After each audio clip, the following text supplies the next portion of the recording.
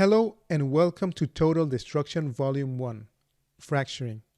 In this first tutorial, you will learn everything you need to know to fracture your geometry in preparation for rigid body dynamic simulations, particle simulations, and even fluid dynamic simulations. Before we actually start fracturing our geometry, let's talk about some do's and don'ts to consider before creating destruction, especially rigid body dynamic simulations. Also, let's get acquainted with this minifigure geometry that will be included with the course.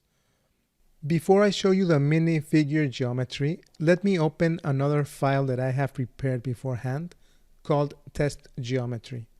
The file will also be included with the course.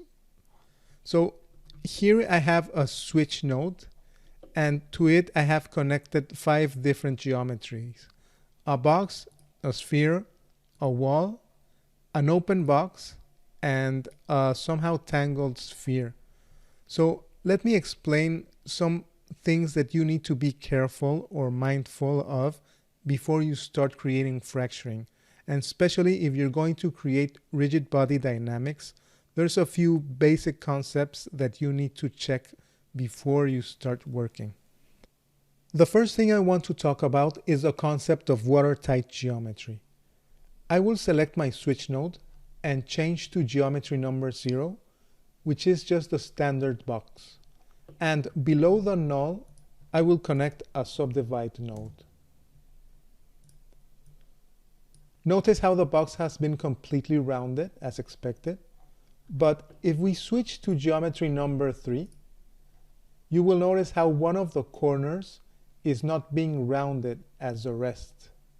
The reason why this is happening is because we have an open corner here, and you can check that by pressing the S key, selecting this corner point, and then pressing T to transform it. So if I move this point upward, you will notice how here we have a few open edges. Whereas in the standard box, we have completely closed geometry or watertight geometry. So if I try to select this corner point and translate it, you will notice how this is one unique point, which makes a completely closed geometry. Watertight geometry is ideal for rigid body dynamic simulations, whereas open geometries can sometimes lead to some trouble while simulating, and especially when fracturing with Boolean-based techniques. Another thing that you have to be mindful of is crossing or intersecting geometry.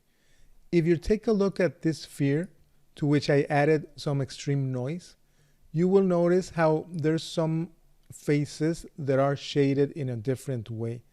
This is very useful because it shows us where the faces are intersecting or where the faces are pointing backwards. This can also lead to some trouble when fracturing or when simulating with rigid body dynamics.